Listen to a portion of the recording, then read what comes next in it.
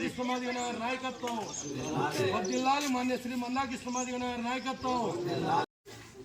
మాన్య శ్రీ మందాకృష్ణ మాదిగ గారి ఆదేశాల మేరకు తాడిపత్రి నియోజకవర్గం కో ఇన్ఛార్జ్ అయిన నేను పుల్లయ్య అనే నన్ను యాడికి మండలంలో ప్రతి మాదిగపల్లిలో నూతన కమిటీ నిర్మాణం కొరకై ఇన్ఛార్జిగా వేయడంతో ఈరోజు యాడికి మండలం పిన్నేపల్లి మాదిగి కాలనీ నందు నూతన కమిటీ సమావేశం ఏర్పాటు చేయడం జరిగింది. ఈరోజు మాన్యశ్రీ మందాకృష్ణ మాదిగ గారు గత 30 సంవత్సరాల నుంచి మాదిగ జాతికి చేసిన సేవ, ఆయన జాతికి తెచ్చిన గుర్తింపు విషయమై తమరికి కొన్ని విషయాలు తెలియజేస్తున్నాను. మాన్యశ్రీ మందాకృష్ణ మాదిగ గారు ఏబిసిడి వర్గీకరణ కోసం 1994 జూలై 7వ తారీఖున మాదిగ రిజర్వేషన్ పోరాట సమితి ఎంఆర్పిఎస్ స్థాపించడం జరిగింది. ఆ ఎంఆర్పిఎస్ ముఖ్య ఉద్దేశం ఏంటంటే, ఆ రోజుల్లో ఏబిసిడి వర్గీకరణ అంటే షెడ్యూల్ కులాలు 59 కులాలకు కలిపి 15% రిజర్వేషన్, రాజ్యాంగ హక్కు కలిగిన రిజర్వేషన్లో మనకు కులాల వారీగా జనాభా ప్రాతిపదిక ప్రకారంగా ఏబిసిడి వర్గీకరణ చేయాలని ఆ రోజు ఉద్యమం తలపిస్తే మాన్యశ్రీ మందాకృష్ణ మాదిగ గారు ఉద్యమం చేయడంతో 2001వ సంవత్సరం నుంచి 2004 వరకు మనకు వర్గీకరణ అమలైంది. వర్గీకరణలో భాగంగా మనం సి కింద వచ్చాం, బి కింద మనం వచ్చాం. ఏబిసిడి అంటే ఏ మాల వస్తారు, బి మనం వస్తాం. బి కింద మనం వచ్చినప్పుడు దాదాపుగా ఈ 2001 నుంచి 2004 వరకు మనకు 24,000 పైచిలకు ఉద్యోగాలు రావడం జరిగింది. అయితే ఆ రోజుల్లో 2004 సంవత్సరంలో కాంగ్రెస్ పార్టీ అధికారంలోకి వచ్చి రాజశేఖర రెడ్డి ముఖ్యమంత్రి అయిన తదనంతరం మాల సోదరులు ఎవరైతే ఉన్నారో వర్గీకరణకు వ్యతిరేకంగా వారు కూడా సుప్రీంకోర్టు ఆశ్రయించడంతో ఆ రోజు 5 మందితో కూడిన ధర్మాసనం మన వర్గీకరణ రాష్ట్రాల వారుగా చేస్తే చెల్లదని కొట్టేయడంతో మనకు వర్గీకరణ ఆగిపోయింది.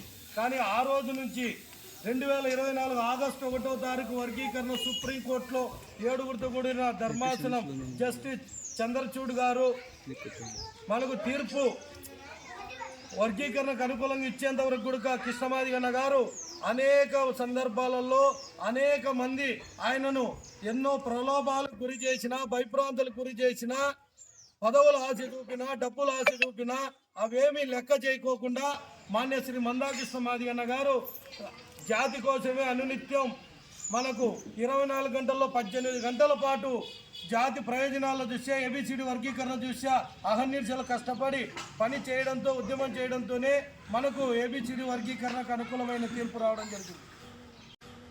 మరి ముఖ్యంగా ఆంధ్రప్రదేశ్, ఉమ్మడి ఆంధ్రప్రదేశ్లో మనకు ఇప్పుడు కూటమి ప్రభుత్వం ముఖ్యమంత్రి ఎవరైతే ఉన్నారో నారా చంద్రబాబు నాయుడు గారు ఆ రోజుల్లోనే 2001లో మనకు వర్గీకరణ అమలు చేసి ఏబిసిడి వర్గీకరణకు బలమైన పునాది వేయడంతోనే ఈరోజు ఆ పరిగణన తీసుకొని సుప్రీంకోర్టు కూడా మనకు అనుకూలమైన తీర్పు ఇవ్వడం జరిగింది.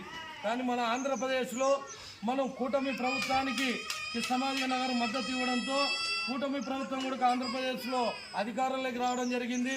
ఆ శుభ సందర్భంలోనే మనకు కూడా సుప్రీంకోర్టు అనుకూలమైన తీర్పు ఇవ్వడంతో ఈ ఆంధ్రప్రదేశ్లో కూడా ప్రభుత్వం ఏవైతే ముఖ్య సంకల్పంతో డిఎస్సి ప్రవేశపెట్టిందో అది కూడా వర్గీకరణ అమలైన తర్వాతే చేస్తామని చెప్పి డిఎస్సిని వాయిదా కూడా వేసింది. ఒక ఎస్సీ ఏబిసిడి వర్గీకరణ పైన కూడా ఒక కమిషన్ వేసింది. ఆ కమిషన్ నివేదిక కూడా 60 రోజులు ఇవ్వాలని చెప్పి నిర్దేశాలు కూడా ఇవ్వడం జరిగింది. రాబోయే రోజుల్లో మనకు జనవరి చివరి కానీ ఫిబ్రవరిలో కానీ ఆంధ్రప్రదేశ్లో ప్రతి మాదిగ ఇంటిలో ఉద్యోగం వస్తుడయ్యే 100% అవకాశం ఉంది. కనుక కృష్ణ మాదిగ గారు మన జాతిని కాపాడుకునే విషయంలో, సంకల్పం దీక్షల్లో మన జాతి చిరకాల కోరిక ఏదైతే ఏబిసిడి వర్గీకరణ ఉందో ఆ వర్గీకరణ పాత్రలో ఆయన కుటుంబ సభ్యులది కూడా చాలా కీలకమైన పాత్రే. ఎందుకంటే వర్గీకరణ అమలైన రోజు అన్న వర్గీకరణ తీర్పును విజయంతో ఢిల్లీ నుంచి హైదరాబాద్ వస్తున్నప్పుడు మేము కూడా అక్కడికి వెళ్ళాం. ఆయన భాగవతము, ఆయన ప్రజా ఆదరణ మాదిగలంతా వచ్చి ఆయన ఘన స్వాగతం పలికిన ఒక శుభ పరిణామం కూడా ఈ మండలం నుంచి మేమంతా కూడా చూడడం జరిగింది.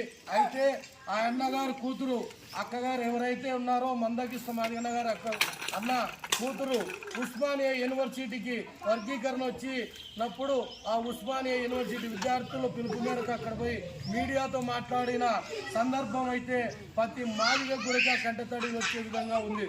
ఎందుకంటే అన్నగారు ఆ రోజుల్లో కూడా ఉన్నతమైన కుటుంబం నుంచి వచ్చిన వ్యక్తి కాదు. మన మాదిరి బడుగు బలహీన వర్గాలకు చెందిన అత్యంత నిరుపేద కుటుంబం నుంచి వచ్చిన వాడు. కనుక అన్నగారు ఛార్జీలకు లేకపోతే కూడా లారీలు ఎక్కిపోయి కూడా నిద్ర లేని రాత్రులు, తిండి లేని రాత్రులు గడిపి మేము మా తండ్రి కోసం తెల్లారి నుంచి సాయంకాలం వరకు ఎదురు చూస్తాం. సాయంకాలం పొద్దుపోయాక మేము నిద్రపోయినాక మా డాడీ వచ్చేవారు. మేము తిరిగి చూస్తే మేము లేచాలు కూడా ఆయన బయటికి వెళ్ళిపోయాడు. అంత కఠినంగా ఎంఆర్పిఎస్ ఉద్యమాన్ని ఆయన నడిపాడు కాబట్టి ఈరోజు ఏబిసిడి వర్గీకరణ సాధ్యమైందని అక్కగారు కంటతడి పెట్టుకోవడం జరిగింది. ఆయన కుటుంబ త్యాగం ఉంది. ఆయన తల్లిదండ్రులు కూడా మాదిగ జాతికి ఒక గొప్ప ఉద్యమ నాయకుడిని పరిచయం చేసింది. ఆ ఉద్యమ నాయకుడు మందాకృష్ణ మాదిగన్న గారు. ఆయన చలవతోనే మనకు ఈరోజు వర్గీకరణ సాధ్యమైంది. మరి ముఖ్యంగా చెప్పాలంటే మన వాళ్ళని ఊరు బయట కుల వివక్షత అంటరాంతనంతో ఊరు బయట నెట్టేసిన ఏ వర్గాలు అయితే ఉన్నాయో అదే వర్గాలు కృష్ణమాదిగన్నను స్ఫూర్తిగా తీసుకొని ముందుకు పోతున్నాయి. మరియు ముఖ్యంగా మొన్నటికి మొన్న నాగం జనార్దన్ రెడ్డి నాగర్ కర్నూలు మహబూబ్ నగర్ జిల్లా ఆయన ఒక రాజకీయాల్లో వెలుగొందిన నేత, మాజీ క్యాబినెట్ మినిస్టర్. ఆయన కుమారుడు ఒక హాస్పిటల్ నిర్మించుకుంటే ఆ హాస్పిటల్ ఓపెనింగ్ కూడా అన్నగారిని పిలిచి గౌరవంగా వయసుకు ఆయన పట్ల ఉన్న గౌరవాన్ని ఆ నాగం జనార్దన్ రెడ్డి గారు కుమారుడైన వ్యక్తి ఆయన అన్నగారికి గౌరవించి అన్న పాదాలకు కూడా నమస్కారం చేశారు. అంటే ఊరు బయట విలేయబడ్డ మనం సమానత్వంగా మనల్ని చూసే విధంగా మనల్ని గౌరవించి అన్నగారికి పదాభివందనం చేయడం అనేది ఒక ఎక్కడికో జాతిని తీసుకుపోవడం జరిగింది. కనుక రాబోయే రోజుల్లో మందాకృష్ణ మాదిగన్న గారు ఉద్యమ కార్యాచరణలో ఏ ఒక్క పిలుపు ఇచ్చినా కూడా దానికి మన మండలం నుంచి కూడా అన్ని విధాలుగా ఉంటామని చెప్పి ప్రతి గ్రామం చెప్పింది. అదేవిధంగా పిన్నేపల్లి గ్రామం కూడా అన్నగారు ఏ పిలుపు ఇచ్చినా మేము ఉద్యమానికి సిద్ధమనే విధంగా చెప్పారు. కనుక శ్రీ మందాకృష్ణ మాదిగన్న గారు మన జాతికి చేసిన 30 ఏళ్ల సేవలో అఘోర రాత్రులు, నిద్రలేని రాత్రులు, తిండి లేని రోజులు అన్నీ కూడా ఉన్నాయి. కావున కృష్ణమాదిగన్న గారు ఏ పిలుపు ఇచ్చినా మనం ఒక్కరోజు మనం కేటాయించుకొని కృష్ణమాదిగన్న గారి ఉద్యమ కార్యాచరణ మనం విజయవంతం చేయవలసిందిగా కోరుతున్నాం. వర్ధిల్లాలి మాన్య శ్రీ మందాకృష్ణ మాదిగన్న గారి నాయకత్వం. వర్ధిల్లాలి మాన్య శ్రీ మందాకృష్ణ మాదిగన్న గారి నాయకత్వం.